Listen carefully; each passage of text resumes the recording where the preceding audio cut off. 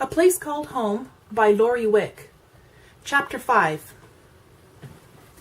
The rocking of the train was comforting as Christine sat looking out into the darkness.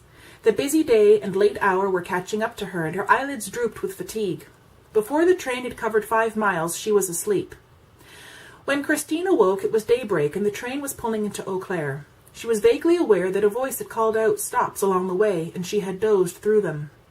She rubbed her eyes and snuggled her coat around her. She was completely unaware that her tears the night before, combined with the dirt she had powdered on her face, made her appear exactly as she had hoped.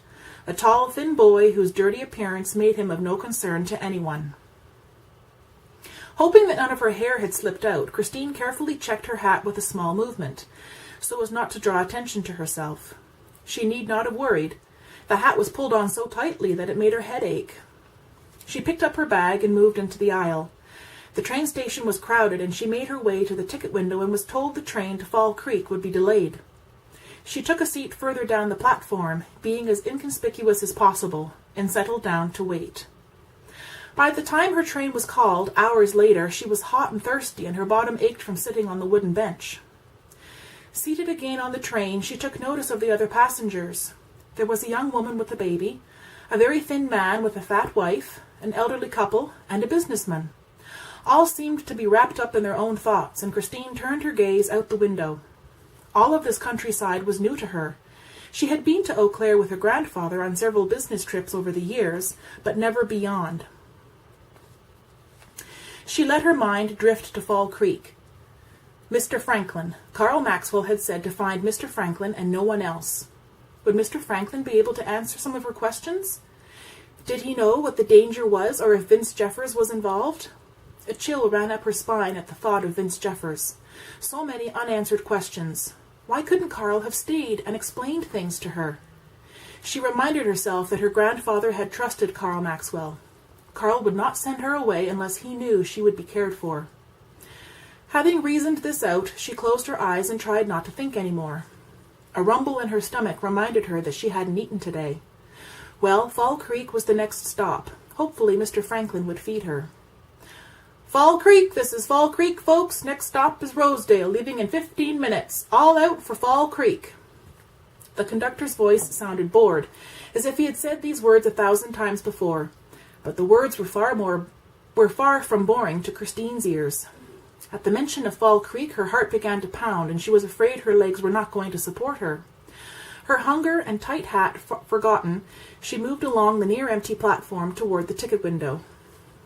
"Where to, son?" The man behind the ticket window was looking at her with bored expectancy. Being called son confused Christine into silence for a moment, and when she spoke, her voice was stuttering and high-pitched. I'm looking for Mr. Franklin."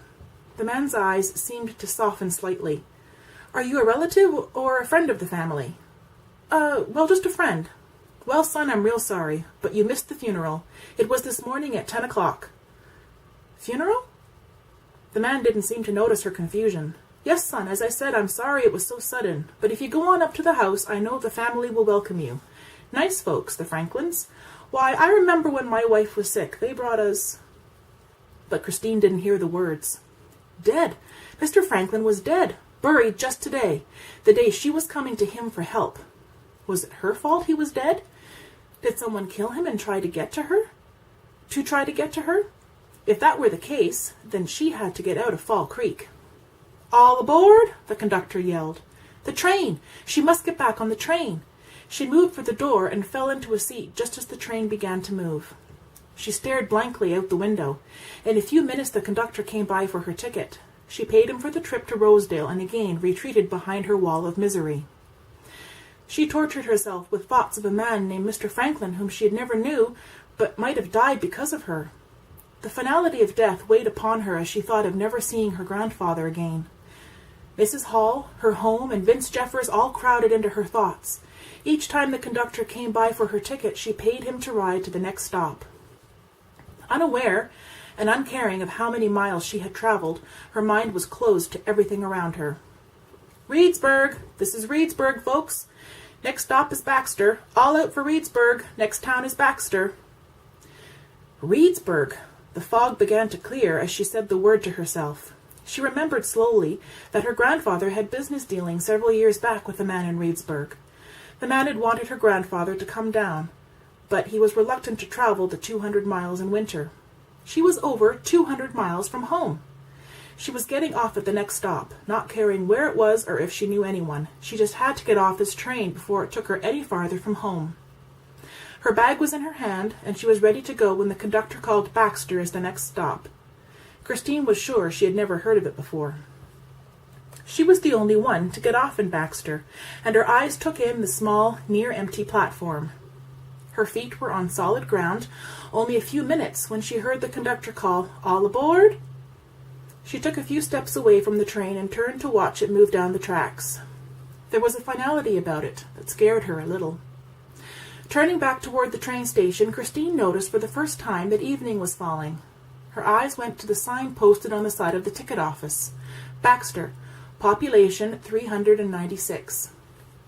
She took a deep breath and remembered again how hungry and tired she was. Well, she was in Baxter for at least tonight. She set off for what appeared to be the downtown sector of Baxter, intent on finding a place to stay and something to eat. Back in Spooner, Mrs. Hall hurried to answer the knock at the front door. "Oh, Mr. Jeffers, it's you. I so hoped it would be the sheriff with some news." Vince Jeffers spoke as he stepped inside. "What news, Mrs. Hall? What's happened?" "Oh, haven't you heard? Christine is missing. She wasn't in her room this morning, and no one has seen her since yesterday." The old woman wrung her hands, and tears filled her eyes. Mrs. Hall did not see the angry clenching of Vince Jeffers' jaw as he fought to regain control of his emotions. With effort, his voice came out calmly. You did the right thing in calling the sheriff, Mrs. Hall. I'll go around now and see him to offer my help. If he's heard anything, I'll come back and tell you."